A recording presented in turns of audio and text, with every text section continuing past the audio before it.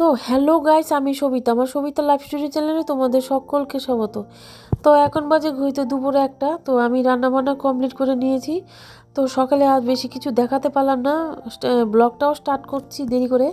তো এই যে চান করে নিয়েছি, চান করে এই যে সিঁদুর পরছি, এখন যাব খেতে বসবো। সকালে বেশি একটা কিছু খাওয়া হয়নি ভালো করে, তো ভাবলাম আগে রান্না টান্না করে আগে ভাতটা খেয়েই ফেলি। তো এই যে রান্না করেছি আলু বেগুন দিয়ে বাটা মাছের ঝোল, আর বাই মাছ রান্না করেছি। বাই মাছটা আমি খাই না, তো বাটা মাছের ঝোল আমার জন্য রান্না করেছি। এটা দিয়েই খেতে বসে পড়েছি। তো খেয়ে দিয়ে চলো তোমাদের একটা জিনিস দেখাচ্ছি। তো এই যে দেখো, এই উনুনটা হয় কি, আমাদের যখন গ্যাস শেষ হয়ে ফুরিয়ে যায় আর কি, তখন রান্না করি।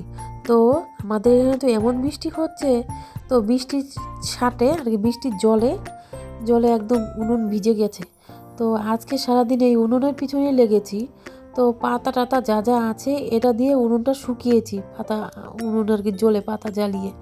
তো উনুনটা শুকানোর পরে এই যে দেখো আজকে এই অবস্থা হয়েছে। তো লাকড়িগুলো একদমই শুকনো। তো আসে এই যে এই জায়গা থেকে জলের ছাট আসে এই ফাঁকা জায়গার থেকে, এই আর কি, এই অবস্থা আর কি। তো আরেকটা জিনিস তোমাদের দেখানো আছে। তো আগে এটা দেখো, এই যে এই আমাদের রান্নাঘরের অবস্থা কি। তো এখানে সবসময় রান্না করি না। তো এই যে তোমাদের বলেছিলাম যে একটা জিনিস দেখানো আছে, এটা এই কুয়োটার ভিতরে কি হয়, সববার ফেব্রুয়ারি মাসে এক দল মৌমাছি আসে। মৌমাছি এসে চাক বানায় ভিতরে।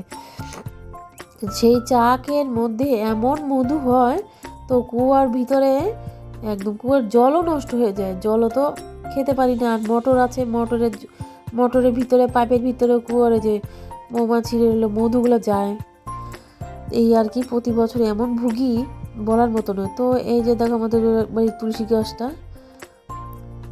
এত বড় হয়েছে, আর এদিকে এই যে তুলসী গাছটা গুঁড়ার মধ্যে এত বৃষ্টির জল জমে, তো অবস্থা খুব খারাপ হয়ে যায়। মানে এই যে দেখো এখানে সমান করে দিয়েছে। তো ভিডিওটা দেখতে থাকো। তো এই যে দেখো আর একটা জিনিস, আমরা কিন্তু শীতকালে এই জায়গাটায় বসি, সব বান্ধবী মিলে আমরা এই জায়গাটায় বসি।